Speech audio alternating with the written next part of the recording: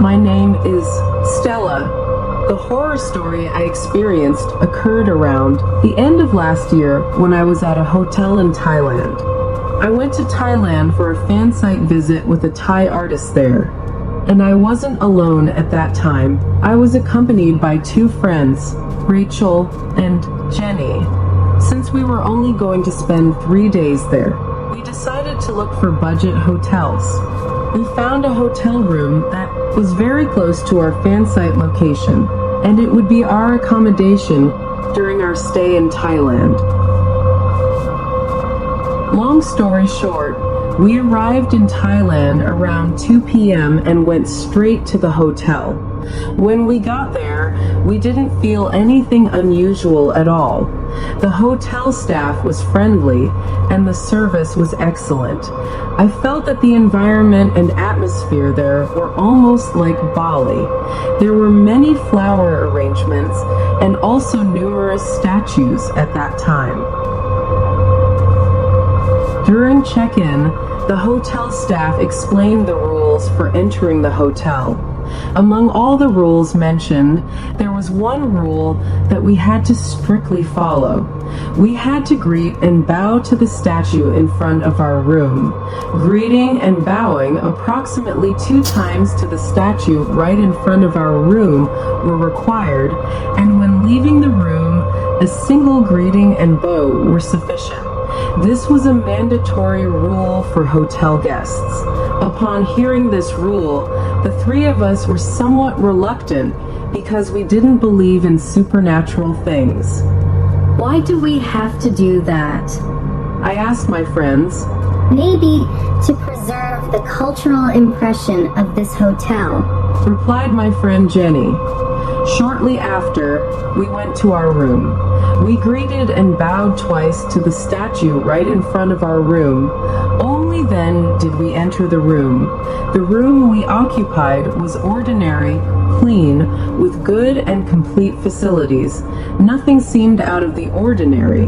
The bathroom facilities worked well, and there were no complaints at all. Not long after, we finished organizing our belongings and prepared the things we would need for the opening event the next morning. After that, we decided to rest at 7 p.m. At that time, my friend Rachel was hungry, and we decided to go out to buy street food. When leaving our room, we didn't forget to give a single greeting in front of the statue. While outside the hotel, we enjoyed the culinary delights of Bangkok until we realized it was already 2 a.m., and then the 3 of us hurried back to the hotel. Upon reaching the front door of our room, Rachel and Jenny didn't follow the rule of greeting and bowing to the statue because we were tired and wanted to sleep. Only I adhered to that rule. After entering the hotel room, I reminded and urged them to follow the rule. However, they ignored it because they were already exhausted. At 4 a.m., my phone alarm rang, and I immediately got up to prepare for the morning opening event. As I woke up, I noticed that both of my friends had bruised ankles, as if they had fallen. I woke them up at 6 a.m. Rachel and Jenny hurried to shower and get ready because we had to go to the event location by 8 a.m. As the morning was hectic, just like before, Rachel and Jenny didn't follow the rule of bowing and greeting the statue again. We enjoyed the event and nothing strange happened. We had a great time. After the event, we took some time to explore Bangkok. When the clock showed 9 p.m., we decided to return to the hotel. In the hotel lobby, we encountered a beautiful woman wearing traditional Thai attire. She passed by us with a friendly greeting, saying, "Kapunha," which means thank you. Next to her was an older man, but he wasn't friendly. He looked sharply at me and my 2 friends as if he wasn't pleased with our presence in the hotel. We didn't think much of it, as it could be normal when encountering strangers. To cut the story short, we arrived at the hotel room door. And as usual, Rachel and Jenny didn't follow the rule of bowing and greeting to the statue again.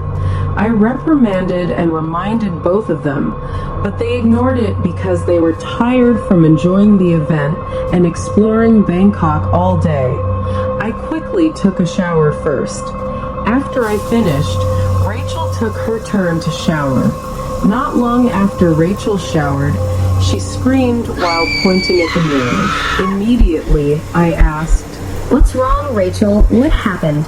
"There was a shadow of the woman we met in the lobby in the mirror. Why is she behind me?" "It's probably just a hallucination. Look, there's nothing there. You're just too tired today," Jenny said, trying to calm down the atmosphere at that moment. After the tension had passed, it was now Jenny's turn to shower. After a few minutes inside the bathroom, she screamed as well, startled by the water in the sink turning red like blood. She also saw a tall, dark figure in the bathroom. This immediately prompted me and Rachel to approach Jenny. When we opened the bathroom door, we were shocked to see Jenny's injured back, as if she had been scratched by a wild animal. This incident left Jenny and Rachel in shock and tears. Shortly after the incident, Jenny and Rachel lost consciousness. I tried to help them move to the bed. I positioned them lying on the bed. At that moment, I was extremely confused. I attempted to contact the hotel staff, but they did not respond. While we were gathered on the bed, suddenly there was a knock on our door. At the same time, Rachel and Jenny regained consciousness, sat up, and began crying simultaneously. The atmosphere was very noisy with their cries.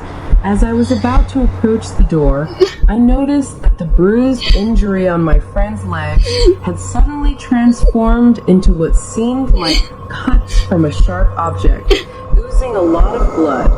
This panicked me, and I quickly approached the door to check who had knocked on our door. I hoped it was hotel staff or another guest who was disturbed by the cries of our friends. I looked through the door's peephole, and strangely, there was no one outside. I then ran back to my friends to help treat their injuries. Eventually, I managed to treat their legs with makeshift medical supplies. Suddenly, the atmosphere became quiet, and Rachel and Jenny stopped crying. During that time, I tried contacting the hotel staff again, but there was no response. Considering it was already 11 p.m., I thought there might be no hotel staff on duty. I felt confused about what to do. I decided to move and sit in the corner of the room so that my friends could rest. I recited prayers and tried talking to them. When the clock struck midnight, suddenly Jenny screamed and pointed towards the window with a sharp gaze. At the same time, Rachel moved her hands towards her mouth, biting her nails while bowing and smiling. This startled me and heightened my fear. The lights in the room went out. The water in the bathroom turned on by itself, and Jenny's screams created a dark and terrifying atmosphere in our room. My hair stood on end and I couldn't see anything. Suddenly, there were clear footsteps from outside the room, and shortly after, a knocking sound came from the door. With feelings of fear, exhaustion, and confusion, I ran towards the door and peeked out, hoping for someone or hotel staff to respond to our screams. However, when I looked outside, there was no one there. Feeling desperate, I opened the door and screamed for help. Then I ran towards the hotel lobby to seek assistance. As I reached near the staircase, I was startled by a beautiful woman wearing traditional Thai clothing, the same woman I had encountered in the hotel lobby earlier. Instantly, I narrated the events to her. Strangely, she laughed. as if mocking our fearful situation. She then tried to indicate a room at the end of the corridor.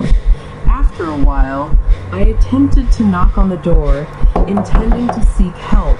To my surprise, the door opened, and a hotel staff member came out and greeted me. In a frightened state, I recounted everything to the hotel staff.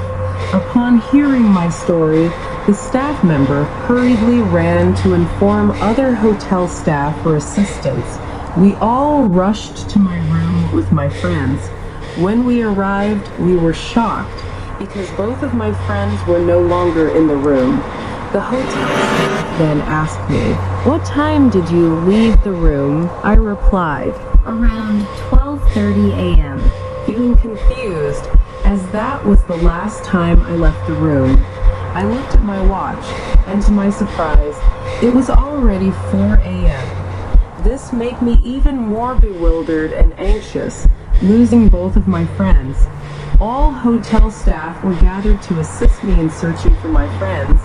Every hotel room was knocked on, hoping to find our friends, and every vacant room was opened.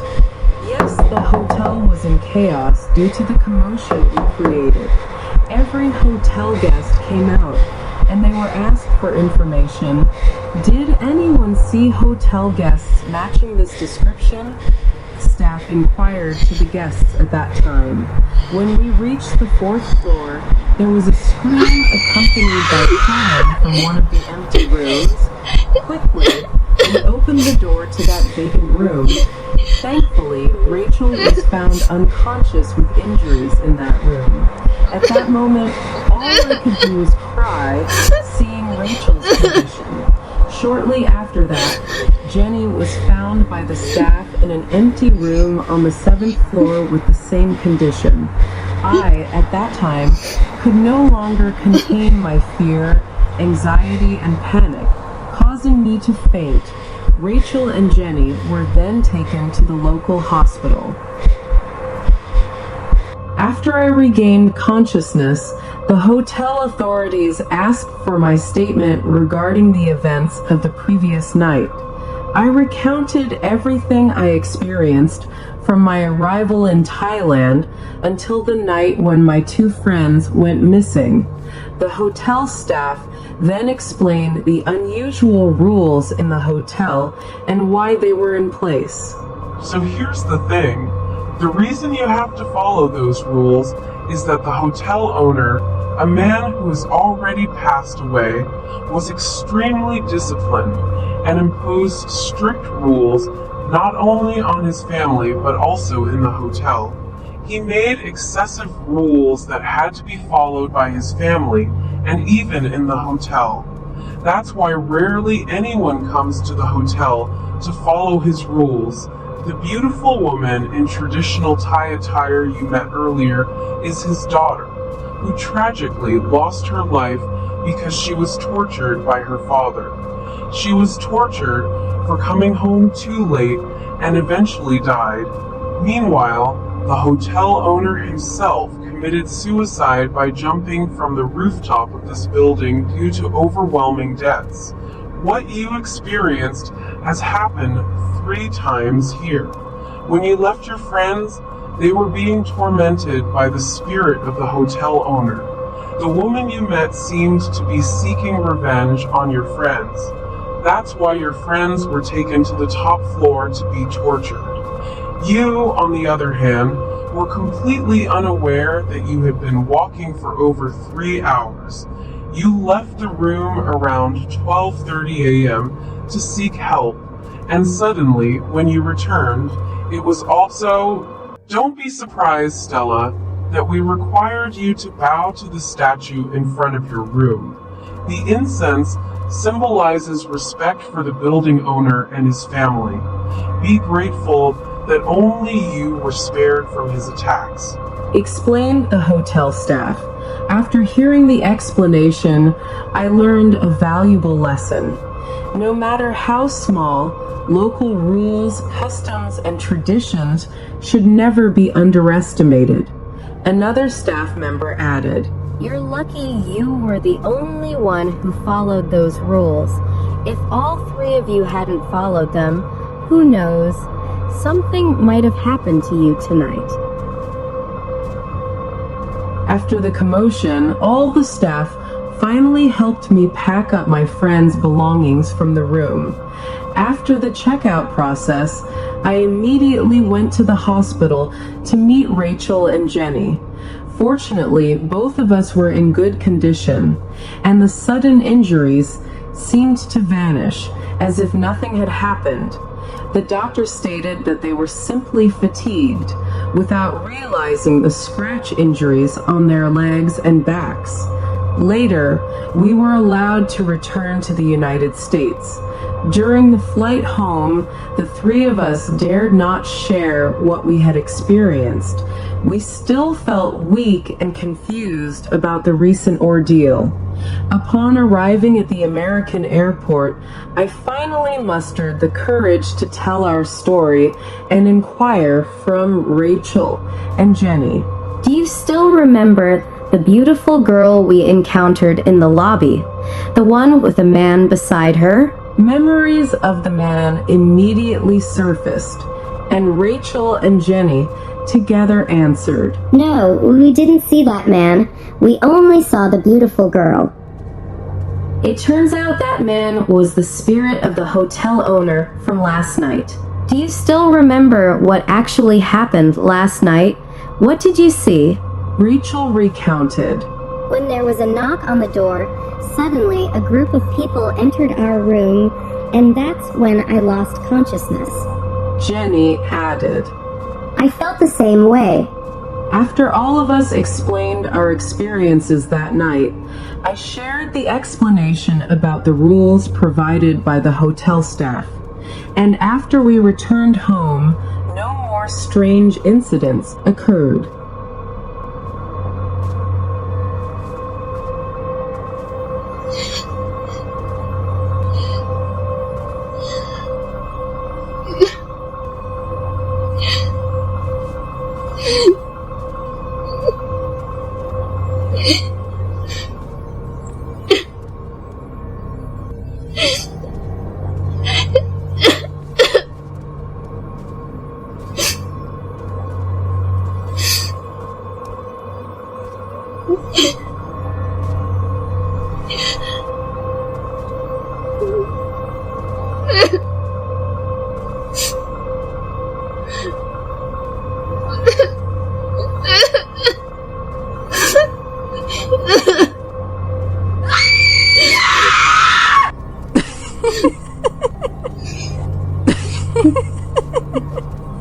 Ha ha ha.